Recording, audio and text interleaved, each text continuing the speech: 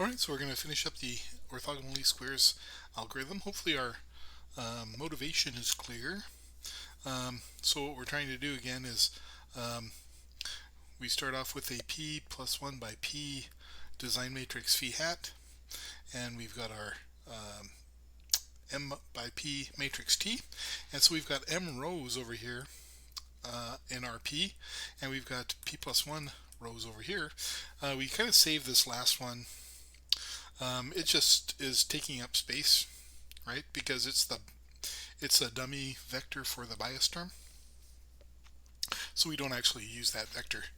Um, and so there's p vectors over here to start with, and then we start pulling vectors out one by one that we're going to be actually using for our centers. Okay, and so the way to choose which row we're going to pick out is we will choose the row in phi hat that best points in a direction of one of the column or one of the rows of T. Okay, and so yeah, so you could think of taking like one of the rows here and comparing it against each of the rows of T, and then whichever one is best, that would represent like the score for this vector, for this center.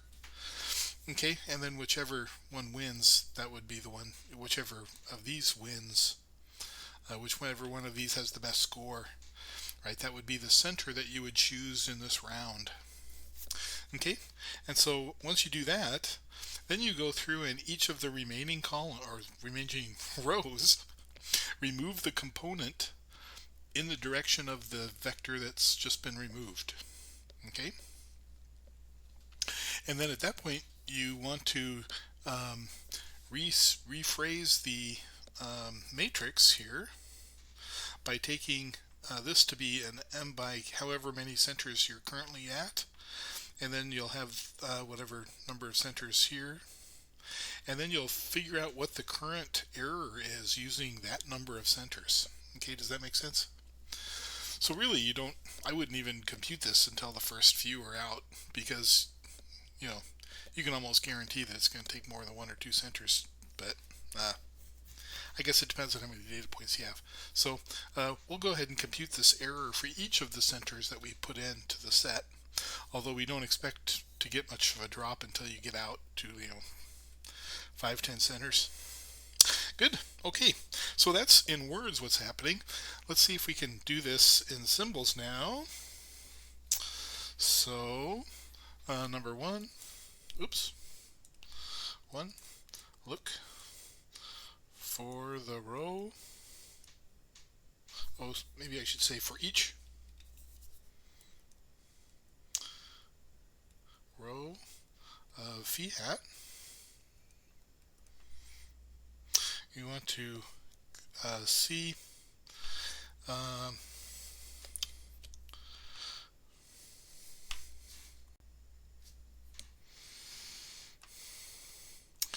see how well it points in the same direction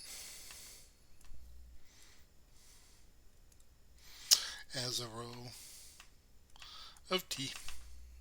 So what do I mean by that? So suppose that we're in 2D, and my T vector is pointing in this direction. Okay, so I want to see, so my the row of phi hat can either be pointing in this direction or it could be pointing in this direction. I'm going to treat those as the same. Okay, and so how am I going to determine this? Well, the way to do it is to check for the angle between to see if it's either 0 or 180. Well, that's kind of a pain to see if it's close to 0 or 180. So how about if we check was it better to check, can we check the cosine of the angle between the vectors? Because what happens if they're close over here? If theta is close to 0, that means cosine of theta is approximately equal to 1. And then what happens if the cosine of theta is close to or sorry, if theta is close to 180 or pi. What does that mean about cosine? What's the cosine of pi? Unfortunately, that's -1, right? And so what we will do is, instead of looking for the cosine of theta between the two vectors, we're going to look at the cosine squared of theta between the two vectors. Okay, and then the closest, so the maximum value of this is 1, right? So we're going to see how close to 1 is it. Okay, and the closer, of course, if it's equal to 1, then that's perfect. Perfect alignment is where we get 1. Okay, by the way, notice that that's similar to the correlation coefficient. Okay, so how are we going to get the cosine squared?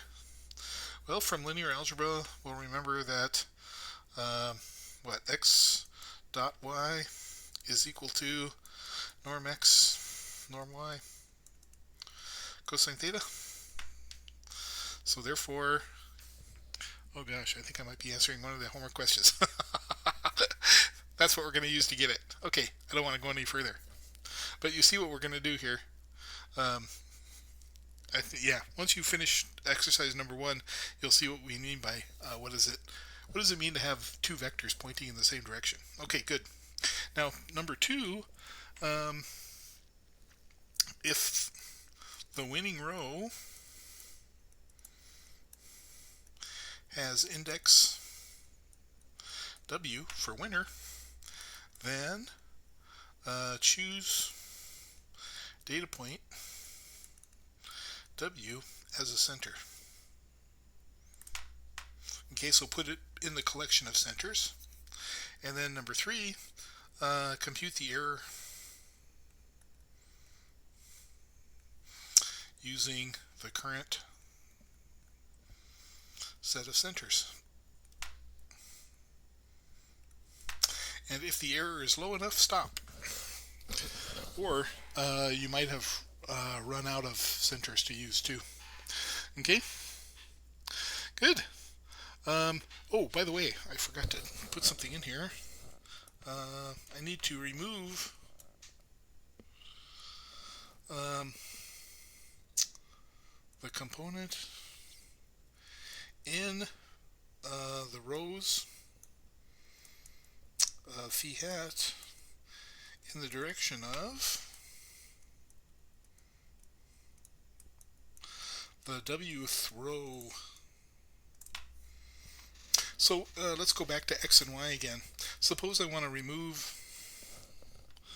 the component of y in the direction of x. What this means is that the new y would have to be orthogonal to x. Okay, do you remember how to do that? Well, what we do is we take y hat, let's see, we'll call the new y hat. Y hat will be y minus the projection of y onto x. And it's an exercise to show that y hat is actually orthogonal to x. Good. By the way, this is very much like something called Gram-Schmidt orthogonalization that we had a long time ago. Very good. We made it to the end of the algorithm, and I think I have about 30 seconds left. So I will just say the orthogonal least squares algorithm works fairly well. But you know, it's been my experience that if you have a lot of data, you don't want to use the orthogonal least squares. In fact, you know what works really well? Just random center selection. So, you know, what you might do if you were out in the real world is you might try random center selection as kind of a first pass and see how well it does. Because I've just had really good luck choosing random data points as centers. I think it's because most of our problems that we've looked at have had kind of a uniform distribution of data in the domain, which made it easy, right? It's pretty much equivalent to using k-centers. But yeah, so if you use enough randomly selected data points as your centers, you get a really good approximation, and it goes a lot faster than any of the other algorithms. So I think k-clustering would probably be the next choice if you had to do something. And then finally, orthogonal least squares if you really wanted like a dedicated algorithm to really get in there. Um, some people actually do find the centers using optimization.